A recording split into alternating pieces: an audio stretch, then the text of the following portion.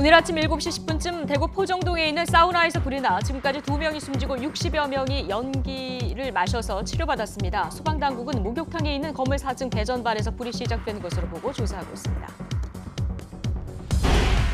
북미 양국이 연락관을 교환하는 방안을 진지하게 검토 중이라고 미국 CNN이 보도했습니다. 비핵화 상응 조치 일환으로 거론되온 연락사무소 설치 준비 협의가 보다 구체적으로 이뤄지고 있는 것으로 풀이돼 성사 여부가 주목됩니다.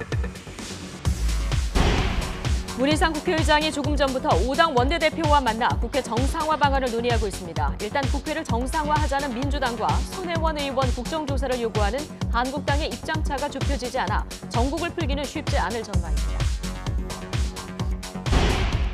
탄력근로제 확대 문제를 놓고 경제사회노동위원회가 오늘 새벽까지 협상을 벌였지만 합의에 이르지는 못했습니다. 경사노위는 관련 논의를 하루 더 연장해 노동자 임금 보전 문제 등 주요 쟁점에 대해 다시 논의하기로 했습니다.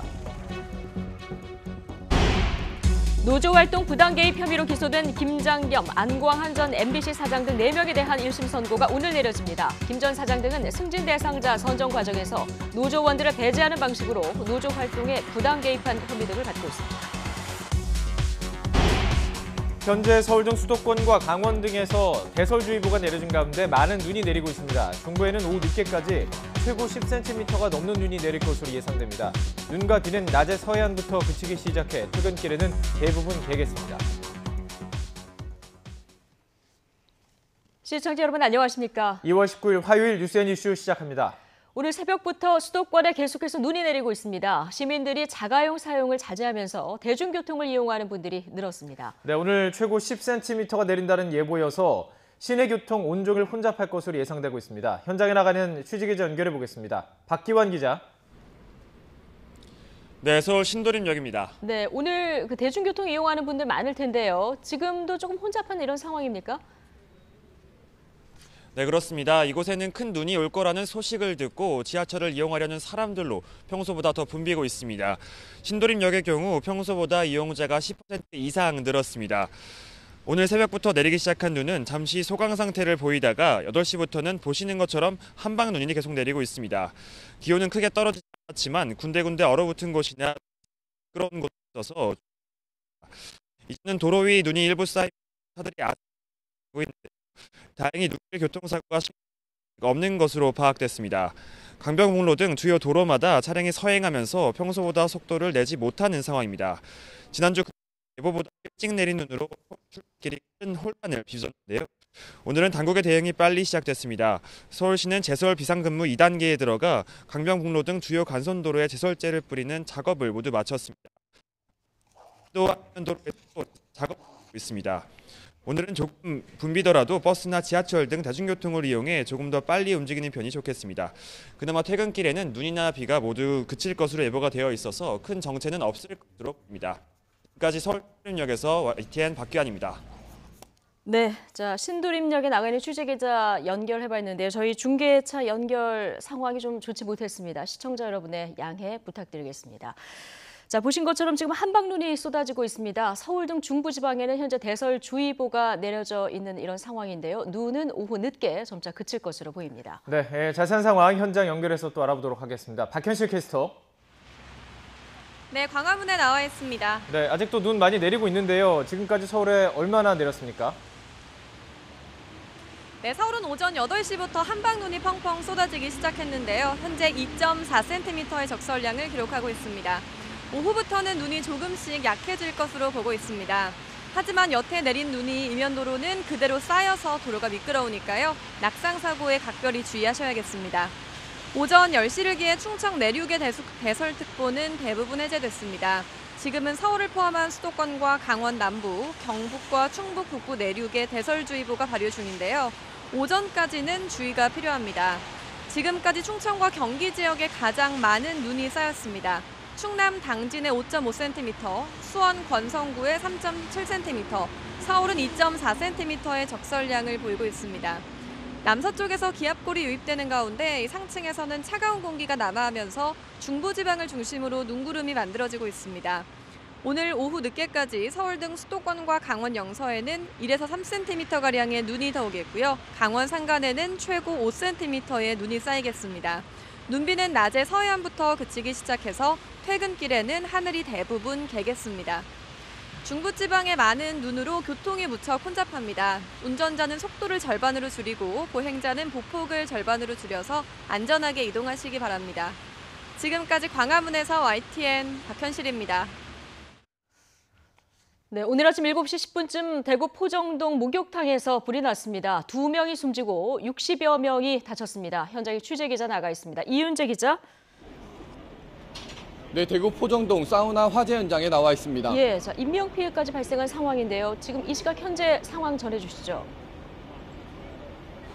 예, 불이 시작된 곳은 지금 제 뒤로 보이는 7층짜리 주상복합 건물입니다. 1980년도에 만들어진 건물인데 이 건물 4층에 있는 목욕탕에서 불이 시작됐습니다. 오전 7시 10분쯤에 불이 시작됐고 20분쯤 지난 7시 반쯤에는 불이 모두 꺼졌습니다. 하지만 이 불로 50대와 60대 남성 2명이 숨졌습니다. 또 1명이 온몸에 2, 3도의 화상을 입어 경북대학교 병원으로 이송됐습니다.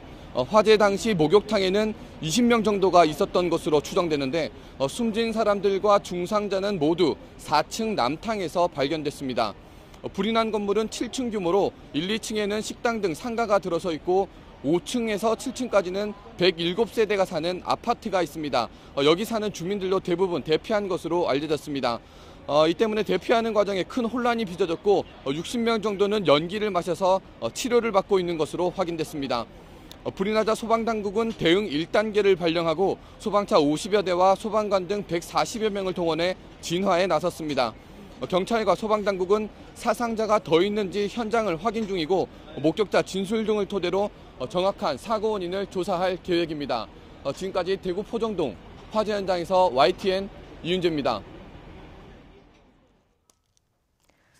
네, 국회 공전이 계속되고 있습니다. 조금 전에 국회의장과 여야 5당 원내대표가 만나서 국회 정상화 방안에 대해서 논의하고 있는데요. 5.18 망언 논란 의원들에 대한 징계와 손혜원 의원 국정조사를 비롯한 현안에 대해서 민주당과 한국당의 입장차가 여전해서 이 꼬인 전국을 풀기는 쉽지 않을 전망입니다. 국회 연결해 보겠습니다. 김영수 기자. 네, 국회입니다. 네, 어제 이미 여야 3당 원내대표 회동이 있었는데 성과가 없었습니다. 국회의장이 오늘은 중재에 나섰는데 오늘은 전망이 어떻습니까? 네, 문희상 국회의장과 여야 5당 원내대표가 조금 전인 10시 반쯤 모두 모였습니다. 올해 들어서 공전이 계속되고 있는 국회를 정상화할 방안에 대해 논의할 계획인데요. 주요 현안에 대한 입장차가 워낙 커서 이견을 좁히기는 어려울 것으로 보입니다. 더불어민주당은 자유한국당의 조건 없는 국회 정상화 동참을 요구하고 있습니다. 홍영표 원내대표는 아침 회의에서 5.18 망언 국회의원에 대한 징계와 민생입법, 권력기관 개혁, 선거제 개편 등 현안은 정치적 흥정이 될 수 없다고 강조했습니다. 반면 자유한국당은 민주당이 손혜원 의원에 대한 국정조사만이라도 수용해야 국회 정상화에 나설 수 있다는 입장입니다. 나경원 원내대표는 오늘 아침 회의에서 김태우 전 수사관 폭로와 신재민 전 사무관 등 여권발 논란에 대해 청와대가 묵묵부답으로 일관하고 여당도 뭉개기만 하고 있다고 비판했습니다. 한국당은 오늘 오후 2시에 원내 전략을 논의하기 위한 의원총회를 소집한 상태여서 지금 회동에서 곧바로 결과물이 나오기는 어려울 것이라는 전망이 많습니다. 이런 가운데 김경수 지사 1심 판결에 반발하며 2심 재판에 대응하고 있는 민주당은 조금 전에 판결문 분석 결과를 발표하는 간담회를 열고 본격적인 여론전에 나섰습니다. 지금까지 국회에서 전해드렸습니다.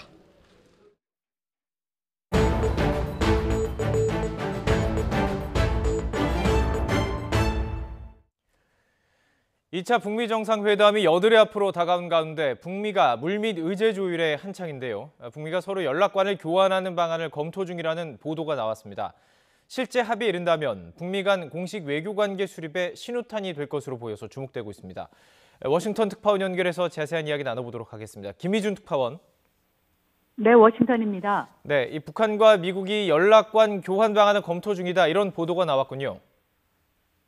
네, CNN 방송이 북미 협상에 정통한 고위 소식 등 2명을 인용해 보도한 내용입니다. 북한과 미국이 연락관을 교환하는 방안을 진지하게 검토 중이라는 겁니다. 이것이 공식적인 북미 외교관계 수립을 향한 점진적인 조치가 될 것이라고 밝혔습니다. 논의가 진전된다면 미국이 북한 내 사무소 설치를 위해 연락관들을 파견하게 되는데 이들은 한국어를 구사하는 고위급 외교관이 이끌게 될 것이라고도 전했습니다. 자, 이 연락관 교환이라면 연락사무소 설치의 전 단계다 이렇게 볼 수 있죠. 네, 그렇습니다. 연락관 교환 논의가 사실이라면 북미 간의 연락사무소 설치를 염두에 둔 조치다 이렇게 볼 수 있습니다. 국교 정상화는 연락사무소나 이익대표부를 둔 뒤 상주 대사관을 설치하는 단계를 밟는데요. 수교전이나 외교 중단 상황에서 자국의 이익을 보호하기 위해 운영하는 것이 바로 연락사무소입니다. 참고로 이익대표부는 같은 상황에서 제3국의 대사관에 자국 국민의 이익 보호를 위해 설치하는 겁니다. 북미가 상호 연락관을 두고 연락사무소까지 설치한다면 이는 70년 적대 관계를 끊으며 상설, 대화 채널을 수립하는 단계라고 볼 수 있습니다. 이는 싱가포르 북미 정상회담 합의 제1항인 새로운 북미 관계 수립과 연계된 조치인데요. 하노이 정상회담에서 합의에 이른다면 북미 국교 정상화의 신호탄이 될 전망입니다. 자, 이 연락사무소 북미 양측은 앞서서도요. 연락사무소 설치에 합의한 적이 있었죠. 그렇습니다. 1994년 10월 제네바 합의 당시였습니다. 북미는 워싱턴과 평양에 연락사무소를 두기로 했고 비핵화 등 현안 진전에 따라 양국 관계를 대사급으로 격상한다는 데도 합의한 바 있습니다. 양측은 각기 상대국의 부지까지 물색을 했는데요. 하지만 합의는 결국 지켜지지 않았습니다. 그의 말에 북한 비무장지대를 넘은 미군 헬기가 북한에 격추되는 등의 사건으로 긴장이 고조되면서 무산되고 만 사례가 있습니다. 그렇군요. 자, 이렇게 북미 간 상황은 예측 불가인데 이번 하노이 정상회담에서 합의를 하고 실제 연락사무소 개설까지 갈 가능성 얼마나 있을까요? 네, 북미는 2차 북미 정상회담을 앞두고 비핵화 실행 조치와 상응 조치의 교환 단계를 두고 치열한 물밑 조율을 벌여왔습니다. 곧 하노이에서 만나 비핵화 의제를 막판 조율하며 공동선언문 작성에 돌입할 예정인데요. 결국 북미가 이 비핵화 실행 조치와 상응 조치를 어떻게 조합을 이끌어가느냐에 따라 연락사무소 성사 여부도 판가름 날 전망입니다. 국내외에 2차 북미 정상회담에 진전된 성과를 내놓아야 하는 미국으로선 북한이 영변 핵시설 폐기에 더해 이른바 플러스 알파를 내어줘야 관계 정상화의 문을 열 것으로 보입니다. 또 북한의 비핵화 조치의 강도에 따라서 종전선언이나 일부 경제제재 완화 등까지 내어줄 가능성이 있습니다. 한편 2차 정상회담이 개최되는 베트남도 미국과의 국교 정상화에 앞서 미군 유해 송환 등으로 신뢰관계를 구축한 뒤 연락사무소 설치와 경제제재 해제라는 단계를 밟은 만큼 북한에도 좋은 신호가 될 수 있다는 긍정적인 전망이 나옵니다. 예.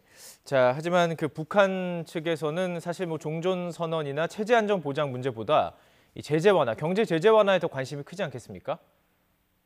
네, 정확한 지적입니다. 사실 북한으로서는 연락사무소나 종전선언 등보다 당장의 경제 발전을 위한 금강산 관광이나 개성공단 재개 등 제재 완화 조치에 더 큰 관심을 두고 있는 것으로 관측이 되고 있습니다. 예. 지난주 미국을 방문했던 국회 대표단도 이같이 밝힌 바 있습니다. 때문에 연락사무소의 설치가 북한의 전향적인 비핵화 조치를 이끄는데 얼마나 큰 동인이 될 것인지에 대해서는 여전히 의문이 있습니다. 또 미국의 대북 연락관에 이어서 북한이 워싱턴에 인력을 파견하고 사무소를 두는 것은 유지관리 비용 등의 부담을 느끼고 있는 것으로 전해지고도 있습니다. 다만 미국이 북한의 관리를 파견한다는 것은 체제 안전 보장의 상징적인 조치인 만큼 북한에도 의미가 적지 않은 홍보입니다. 따라서 북미는 영변 플러스 알파에 연락사무소와 제재 해제 등을 놓고 최적의 조합을 끌어내려 막판까지 치열한 줄다리기를 계속할 전망입니다. 북미가 이번 주 실무 협상을 거쳐 다음 주 트럼프와 김정은 두 정상의 2차 담판에서 북미 관계의 새로운 지평을 여는데 합의를 이뤄낼지 주목되고 있습니다. 네, 지금까지 김희준 워싱턴 특파원과 북미 연락사무소 설치 가능성에 대한 이야기 나눠봤습니다. 말씀 고맙습니다. 미국은 이르면 오늘 북미 정상회담 의제 협상팀을 베트남 하노이에 보낼 예정입니다. 외교 소식통은 그러나 그동안 협상을 주도해온 스티븐 비건 대북 특별대표가 이번 파견 명단에서 빠져 있다고 전했습니다. 비건보다 낮은 직급의 실무진으로는 앨리슨 후커 백악관 한반도 보좌관 또는 알렉스 웡 국무부 동아태국 부차관보 등이 거론됩니다. 이들은 지난 6일 스티븐 비건 미 대북 특별대표와 함께 평양으로 날아가 사흘 동안 북측과 비핵화 의제를 논의했던 인물들입니다.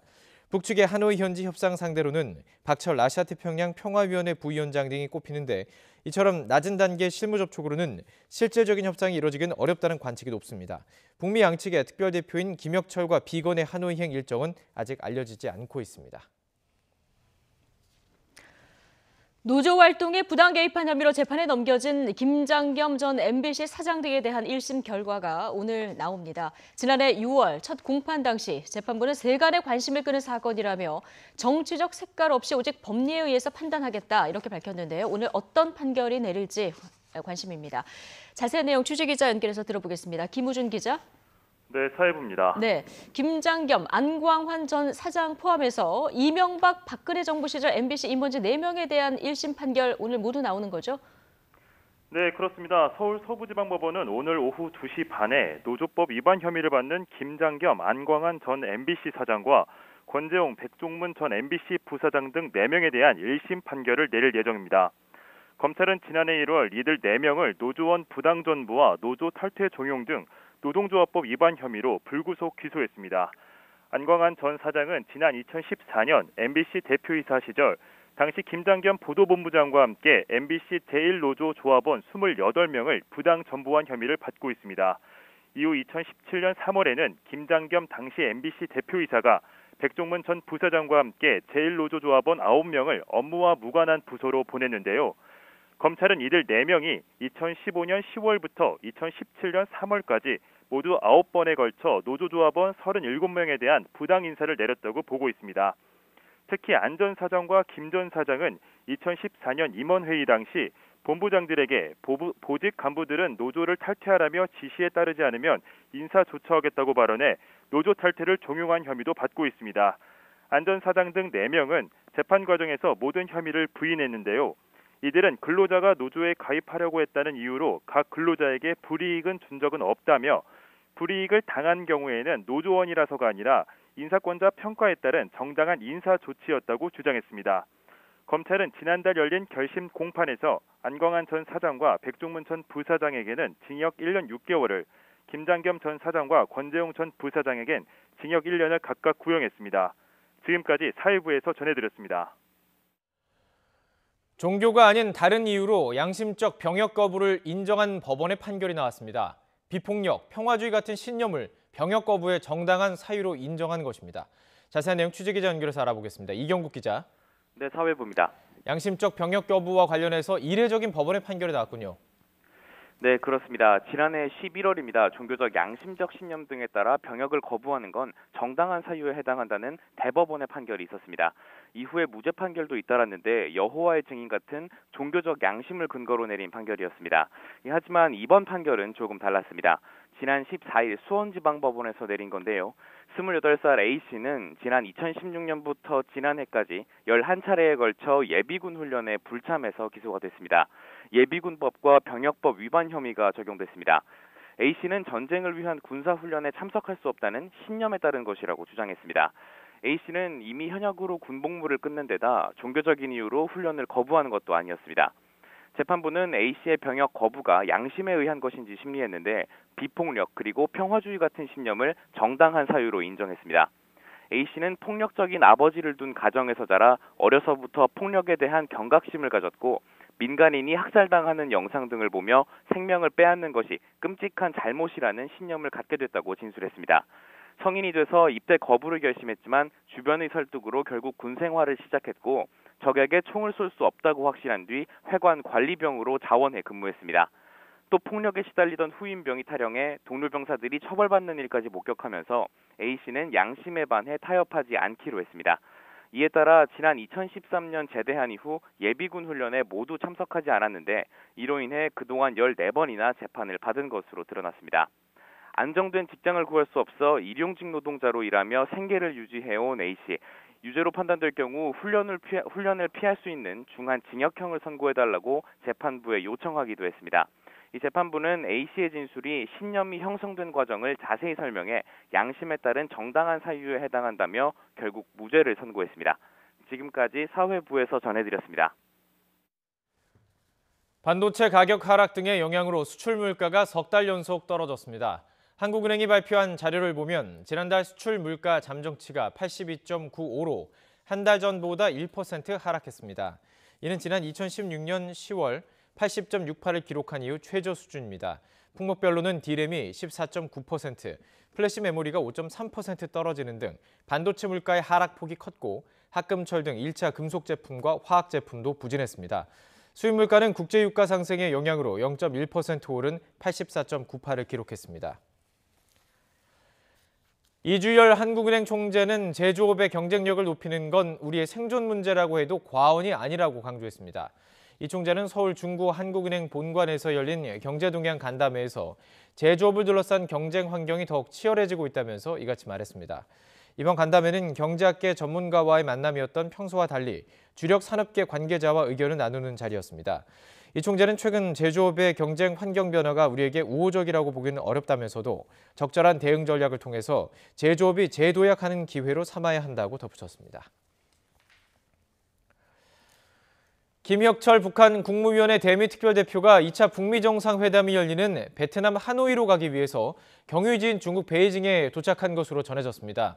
김혁철 특별대표 오늘 오전 평양발 고려항공을 이용해서 베이징 공항에 도착했습니다. 김혁철 특별대표는 오늘 오후 베트남 항공을 이용해서 하노이로 출발할 것으로 보입니다. 김혁철 특별대표는 하노이에서 스티븐 비건 미 국무부 대표 대북 특별대표와 만나서 막판 의제 조율과 공동 선언문 작성 작업을 벌일 예정입니다.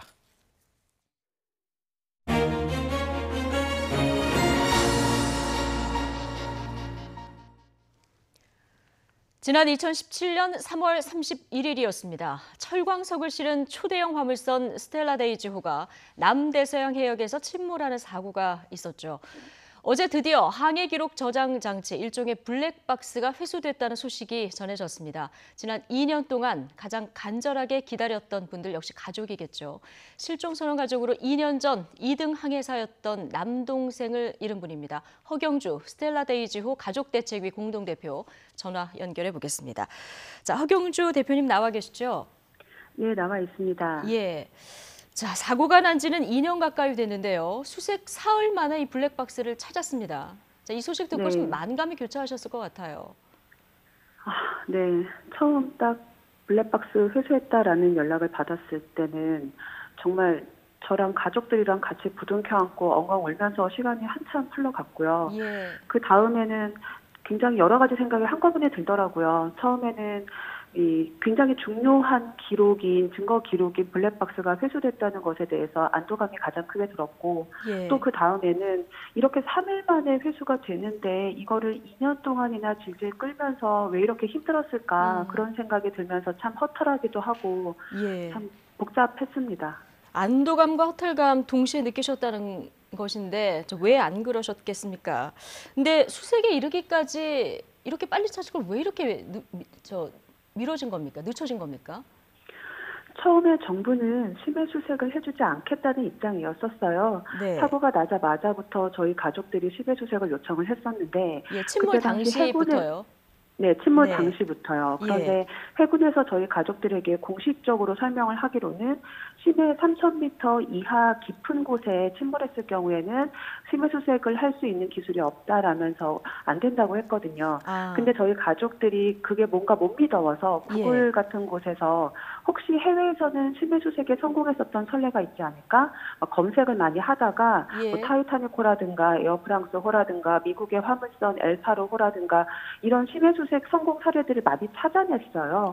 그때부터 정부에다가 심해 수색을 다시 요청했고 그것이 2017년 9월 달에 담당 해수부 과장이 국회에서 심해 수색이 공론화된다면 검토해보겠다라고 이야기를 하길래 그 다음 날부터 국회의원 100명 정도를 일일이 찾아다니면서 부탁을 드렸고 그래서 국정감사장에서 이슈화에 성공하고 그 다음해 2018년 8월에서야 예비비로 드디어 스텔라 데이지호 심해 수색 예산이 편성이 된 겁니다.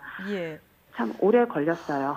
그러니까요. 그러니까 자료 찾는 것도 실종자 가족분들이 하신 거고 이후에 이제 국감장을 통해서 국회의원들 만나서 공론화시킨 것도 지금 실종자 가족분들이 다 하신 일이라는 거죠?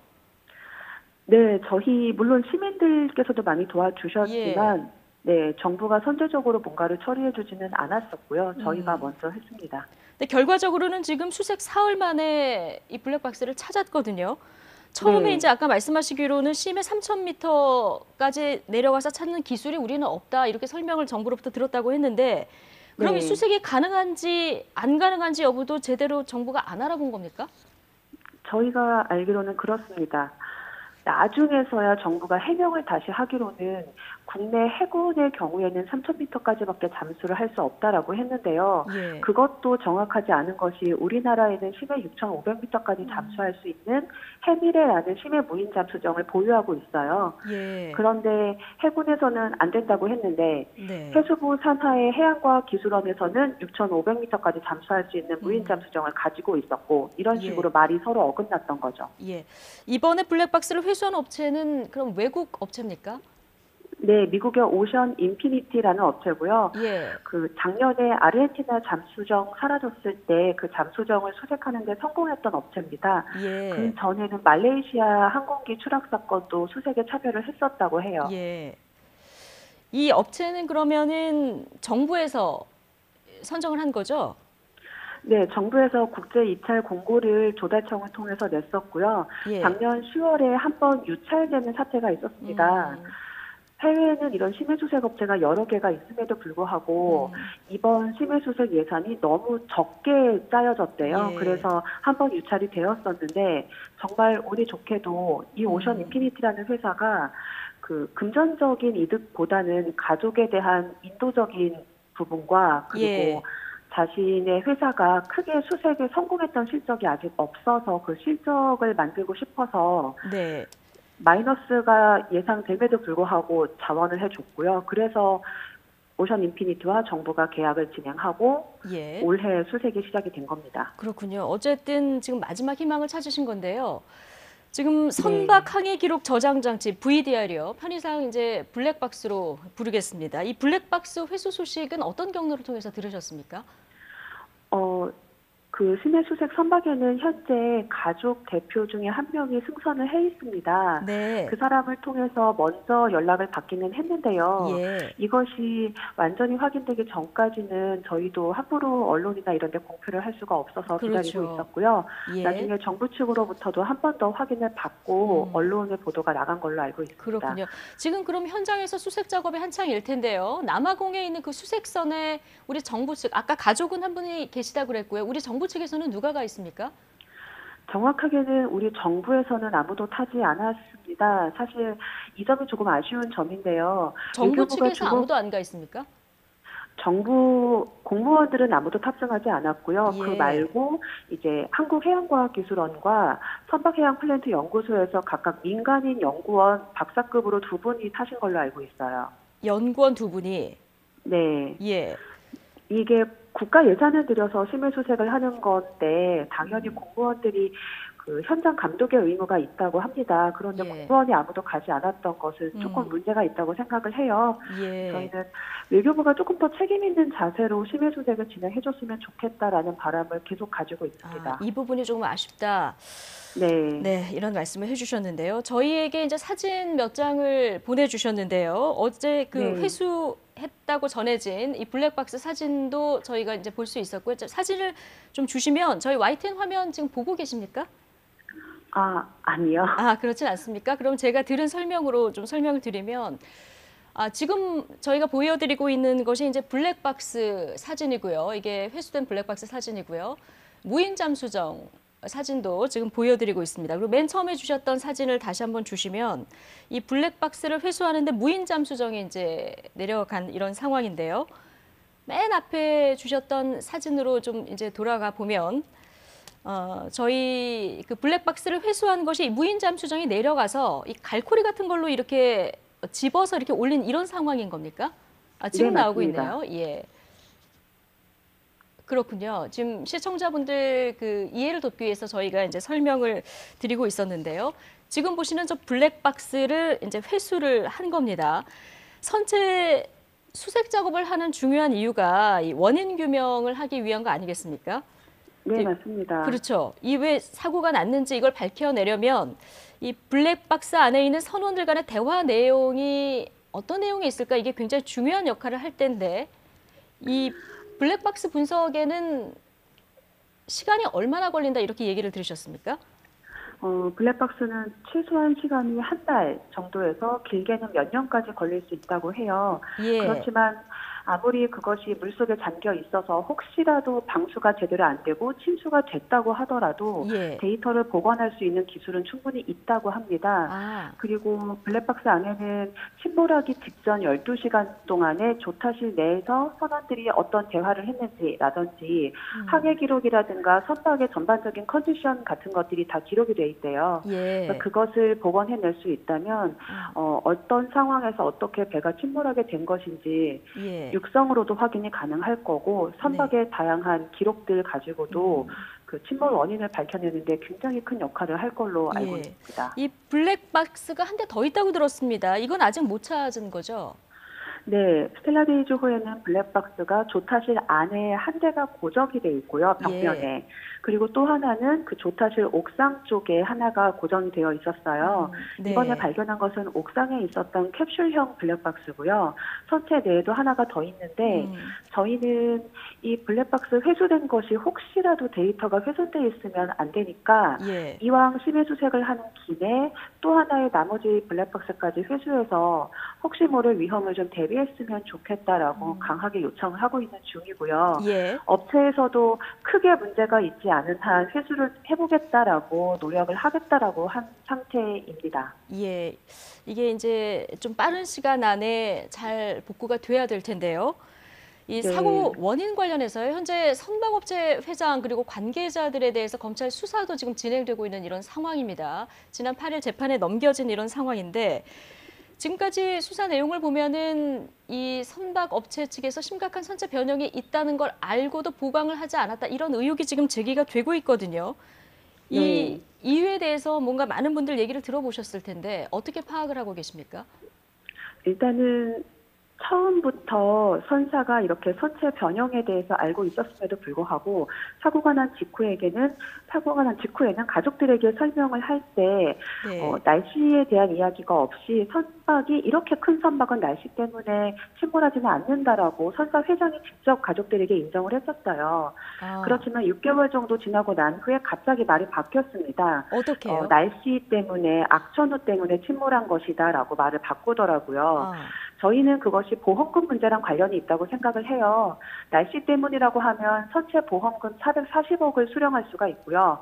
날씨가 아니라 선체에 문제가 있었다는 게 밝혀지면 그 보험금을 수령하지 못한다더라고요.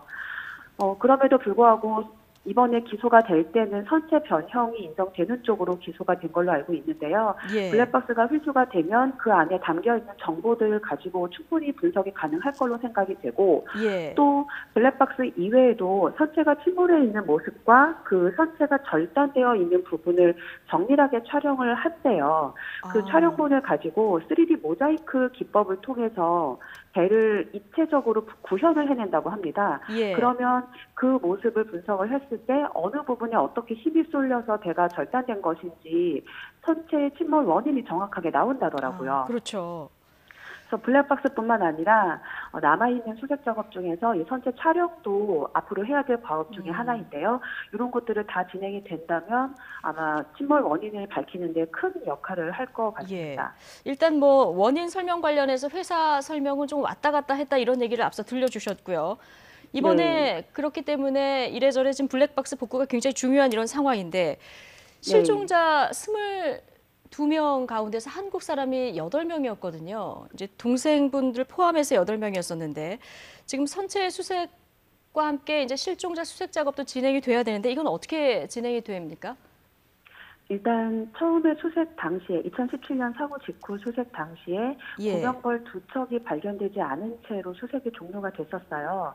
선사 측의 설명은 그 구명벌 2척이 선박에서 분리되지 않고 그대로 같이 끌려 내려가서 침몰해 있다라고 했었거든요. 어쨌든 그건 예정이었기 때문에 이번에 선체 촬영을 통해서 그 미확인됐던 구명벌 2척이 선체에 붙어 있는지 여부를 확인하는 것, 이것이 필요할 거고요. 또 한 네. 가지는 조타실 안에는 사트라고 하는 그 빨갛고 길다란 막대기 봉 같은 것이 2개가 비치가 되어 있어요. 예. 선원들이 비상시 탈출을 할 때는 이 사트라는 장비를 반드시 가지고 탈출하게끔 돼 있답니다. 예. 그렇기 때문에 조타실 내에 그 사트 장비 2개가 남아있는지 혹은 벽에서 분리돼서 없어졌는지를 확인하면 선원들이 그때 당시 탈출을 했었는지 여부를 확인할 수가 있을 거라고 생각을 해요. 예. 지금 뭐 워낙 처음부터 다 알아서 이 작업들을 진행해 오셨기 때문에 좀 전문가가 다 되신 것 같다 이런 생각이 지금 드는데 지금 뭐 어쨌든 간에 블랙박스에 어떤 내용이 담겨 있는지 우리가 굉장히 궁금한 상황이고요. 이 실제로 변형이 있는 상태에서 출항을 한 건지 이 부분도 굉장히 국민들이 안타까운 마음으로 지켜보고 있는데 마지막으로 실종자 가족분들이 바라는 것, 또 정부에 바라는 것이 있으면 말씀을 좀 듣겠습니다. 아까도 잠깐 말씀드렸듯이 이제 외교부가 조금 더 책임 있는 자세로 수색을 진행해 줬으면 좋겠다라는 말에는 이번에 회수된 블랙박스의 복원 문제까지도 확실하게 복원을 할 수 있는 정말 실력 있는 업체가 진행할 수 있도록 해줬으면 좋겠다는 바람이 있고요. 예. 그리고 이 사건이 그냥 이렇게 덮여져서는 안 되는 가장 큰 이유는 우리나라에 이 스텔라데이지호와 똑같은 개조한 노후 선박이 27척이 더 있습니다. 아, 그렇군요. 여전히 운항 중이고요. 예. 이 선박의 침몰 원인이 명백하게 밝혀진다면 나머지 27척의 안전을 확보하는 게 큰 도움이 될 거라고 생각을 해요. 예. 저희 같은 가족들이 또 생기지 않을 수 있도록 이번 사고 원인을 정확하게 밝혀서 이걸 통해서 국가가 국민을 책임지는 모습을 보여줘야 한다고 생각을 하고요. 네. 국가가 이렇게 해주신 만큼 사고의 원인이 정확하게 밝혀진다면 그때는 비용을 포함하여 모든 것들, 수색 비용까지 다 포함해서 이 폴라리스 쉬핑이라는 회사가 예. 책임을 져야 되겠죠. 예. 알겠습니다. 지금 스텔라데이지호 같은 이런 노후 선박 27척이 더 있고 이거 국민 안전 확보와 관련해서 굉장히 중요한 문제다. 이 문제까지 지금 짚어주신 얘기를 저희가 들어봤는데요. 어쨌든 모쪼록 원인 규명이 좀 제대로 될 수 있도록 저희가 한 마음으로 좀 바라보겠습니다. 오늘 여기까지 듣겠습니다. 고맙습니다. 네, 자 허경주 스텔라데이지호 가족대책위 공동대표였습니다. 고맙습니다.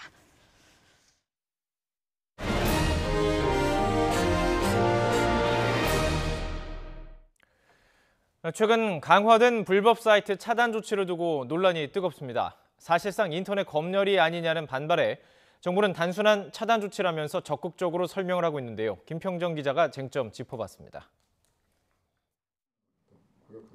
인터넷 검열 논란을 이해하려면 먼저 한 가지 알아야 할 개념이 있습니다. 바로 인터넷 데이터 통신 규약으로 번역되는 HTTP인데 우리는 이 방식 덕분에 간단한 인터넷 주소로 원하는 사이트에 접속할 수 있습니다. 그런데 HTTP는 보안에 조금 취약하다는 단점이 있습니다. 이를 보완하기 위해 알파벳 S가 하나 더 붙은 HTTPS가 나왔는데 중간에 주소를 암호화해서 사이트로 연결합니다. 주소가 암호화되니 불법 사이트의 주소로 접속을 차단하던 정부의 기존 방식이 더는 효과를 내기 어렵게 됐습니다. 이 때문에 정부가 SNI 필드 차단이란 새로운 기술로 HTTPS가 적용된 불법 사이트를 차단하기로 했습니다. 정부의 기존 방식은 불법 사이트의 문 앞을 막아서는 거라면 새로운 방식은 암호화되기 직전에 정보가 노출되는 순간을 잡아 차단하는 거라서 개인의 인터넷 사용 정보를 검열한다는 논란이 나오게 된 겁니다. 이번 조치를 국가의 인터넷 통제 강화로 해석한 이들은 청와대 국민청원과 집회로 반발을 이어가고 있습니다. 이에 대해 정부는 인터넷에서 주고받는 내용을 들여다보는 검열이나 감청과는 전혀 다른 차단 기술이라고 적극적으로 해명하고 있습니다. 정부가 적절히 규제해야 된다는 입장과 자율적으로 놔둬야 된다는 입장이 공존하거든요. 이런 좀 민감한 영역에 있어서는 충분한 좀 공감대를 형성하는 그런 공론화 작업이 필요했는데 이번에는 좀 그게 부족했던 것 같습니다. 여기에 더해 정부가 인터넷 규제를 강화하는 것이 옳은 방향이냐는 근본적인 문제 제기도 있습니다. 접속을 차단할 불법 사이트를 정하는 과정은 물론 인터넷 규제를 어느 정도의 수위로 할 건지도 앞으로 국민적 의견을 모으는 과정이 필요해 보입니다. YTN 김평정입니다. 모하메드 아랍에미리트 왕세제가 문재인 대통령의 초청으로 오는 26일부터 1박 2일의 일정으로 우리나라를 공식 방문합니다. 문 대통령은 모하메드 왕세제와 오는 27일 정상회담을 열고 특별 전략적 동반자 관계로서 양국이 기존에 해오던 교육과 투자, 건설 인프라, 또 에너지 분야에서의 협력을 더욱 미래지향적으로 발전시키는 방안을 협의할 예정입니다. 양 정상은 양국의 협력을 반도체, 국방, 신재생 에너지 등의 분야까지 확대하는 방향을 제시할 공동성명도 채택하고 우리 정부의 한반도 평화 프로세스에 대한 전폭적 지지를 재확인할 것으로 보입니다. 모하메드 왕세제의 이번 방안은 지난 2014년 이후 5년 만이며 지난해 문 대통령의 아랍에미리트 연합 공식 방문에 대한 답방입니다. 밀양 송전탑 건설 공사를 방해한 혐의로 기소된 주민 10명에게 대법원에서 징역형과 벌금형이 확정되자 주민들이 정부와 한전을 싸잡아 비난했습니다. 송전탑 건설에 반대한 주민은 재산 가치가 몰락했고 매일 전자파 위험 속에 다닌다면서 정부와 한전을 원망했습니다. 이어 문재인 대통령도 후보 시절 해결을 약속했지만 차일피일 미뤘다며 섭섭한 마음을 드러냈습니다. 주민들은 또 송전탑 건설 과정에서 주민들이 찬반으로 갈라졌고 보상금 문제도 갈등이 겹쳐 공동체가 붕괴했다고 지적했습니다. 한국당 전당대회, 북미 정상회담에 가려서 흥행 못할까 날짜 연기까지 검토를 했었는데요. 의외로 관심이 뜨겁습니다. 자, 그런데 이 뜨거운 관심이 한국당의 득인지 실인지는 좀 애매합니다. 어제 보수의 심장 대구 합동연설회장에서는 5.18 모독 논란의 당사자 김진태 후보에게는 연호를, 또 당 지도부에는 야유를 쏟아붓는 모습이 연출됐는데요. 자, 뉴스앤이슈 2부에서 관련 이야기 좀 나눠보겠습니다. 잠시 뒤에 뵙겠습니다.